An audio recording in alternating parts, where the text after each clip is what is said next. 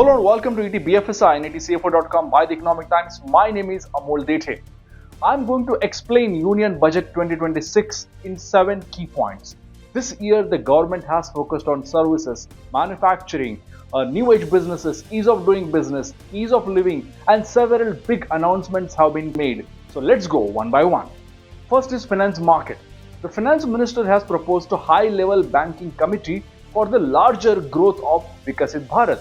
This could include reviewing the banking license framework itself, boosting NBFC credit, and improving overall financial sector governance.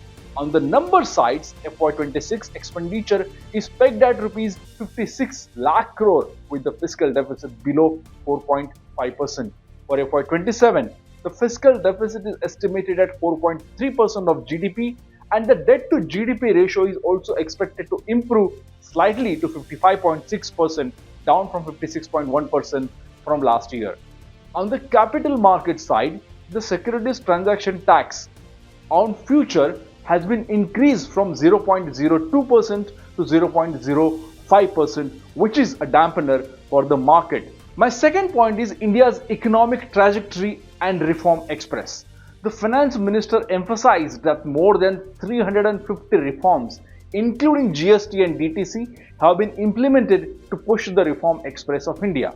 Now the focus is on structural reforms, including rationalizing mandatory quality control orders.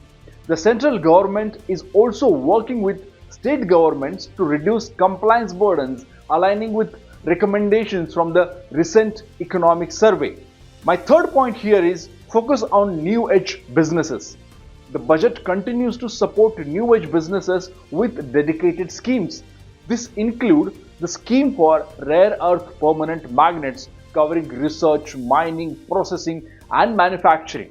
There are also initiatives for chemical parks, container manufacturing, textiles, electronic components, biopharma, and semiconductors. The allocations are substantial, showing the government's serious commitment to technology-driven and strategic industries. Additionally, the government has also focused on pushing data centers as well, which can be a boost for GCC segment. My fourth point here is MSMEs and SMEs. This year, the government has announced Rs 10,000 crore SME growth fund and an additional Rs 200 crore for the Self-Reliant India Fund. The government will also roll out Corporate Mitra in Tier 2 and Tier 3 towns to help MSMEs meet compliance requirements. Additionally, MSMEs will be able to settle transactions through trades platform, making businesses easier and more transparent. My fifth point is focus on service sector. The budget supports the services economy from Ayush and Ayurvedic segments to emerging creative industries commonly called the orange economy. Dedicated allocations are being made to promote growth and employment in these sectors. The finance minister has also added a vision to the overall services sectors in this regard. My next point, which is the sixth number, is roads and infrastructure.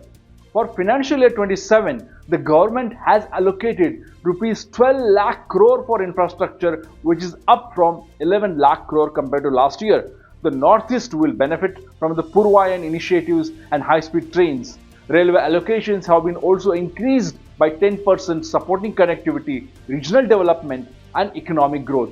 My last point, where I include a lot of other parts, is specifically the budget also focuses on education, tourism, and skill development.